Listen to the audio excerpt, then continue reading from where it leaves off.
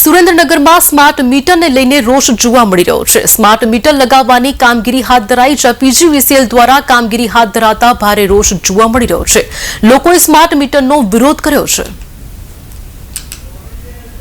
PGVCL દ્વારા આ પ્રકારે કામગીરી હાથ ધરવામાં આવી હતી। સ્માર્ટ મીટર લગાવવાની કામગીરી હાથ ધરવામાં આવી હતી। મહત્વનું છે કે સુરેન્દ્રનગરમાં સ્માર્ટ મીટરને લઈને ભારે રોષ જોવા મળી રહ્યો છે। ફરી પાછી વીજ કંપનીઓને વીજ ગ્રાહકોને ત્યાં સ્માર્ટ મીટર લગાડી દેવાની ચૂલ ઉપડી છે। એટલે વીજ કંપનીના કર્મચારીઓ વીજ ગ્રાહકોને ત્યાં જાય છે અને સ્માર્ટ મીટર લગાવી દેવા માટે વાત કરે છે, પ્રલોભનો આપે છે, સમજાવે છે। વીજ કર્મચારી વીજ ગ્રાહકોને સ્માર્ટ મીટર માટે શું સમજાવે છે એની થોડી આપણે વાત વિસ્તારથી કરી લઈએ। વીજ કર્મચારી વીજ ગ્રાહકને એવું સમજાવે છે કે આ સ્માર્ટ મીટર નથી, આ ડિજિટલ મીટર છે। સ્માર્ટ મીટરમાં જે પ્રીપેડ વાળી સિસ્ટમ હતી આમાં પ્રીપેડ વાળી સિસ્ટમ નથી। આ ડિજિટલ મીટર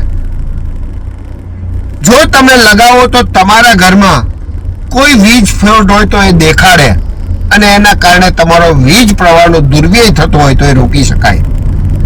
આવી વાત વીજ કંપનીના કર્મચારી વીજ ગ્રાહકને સમજાવે છે।